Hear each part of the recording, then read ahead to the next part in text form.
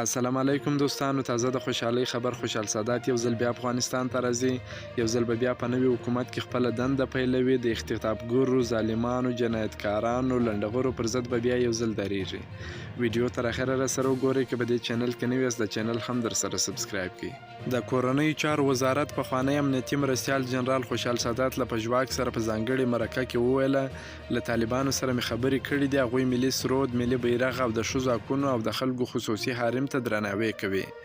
بیرته هیواد ته ستنېږم. له نوي حکومت څخه ملاتړ اعلانوم. د افغانستان هوایي او ځانګړي ځواکونه به بیرته پر پښو دروم. نوموړي زیاته کړه چې طالبان د خپلې ډلې بیرغ ولري، خو ملي بیرغ چې 100 کلن تاریخ لري باید لرې نسي.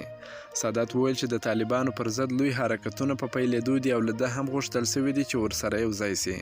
خدای نه غواړي چې نور په جګړه کې برخه واخلي. د سادات په خبره چې وروسته له 40 کلونو لومړی ځل دی چې هېواد تر یوې متحدې ادارې لاندې دی. هغه زیاتوي چې یاد اداره اصلاح او لا ښه نظم ته اړتیا لري څو خلک د سوکالي او ډاډ احساس وکړي. سادات په خپلو خبرو کې دا راز وویل چې نور په هیواد کې داسې حرکتونه چې هغه د تفریقې لامل کیږي نه غواړي. که مو دا ویډیو خوښه سوي ویډیو در سره لایک کړئ. که په دې چینل کې نوي یاست د چینل هم در سره سبسکرایب کړئ. د نورو تازه معلوماتو لپاره هم زموږ سره اوسئ. تر بلې ویډیو پورې د الله پامان.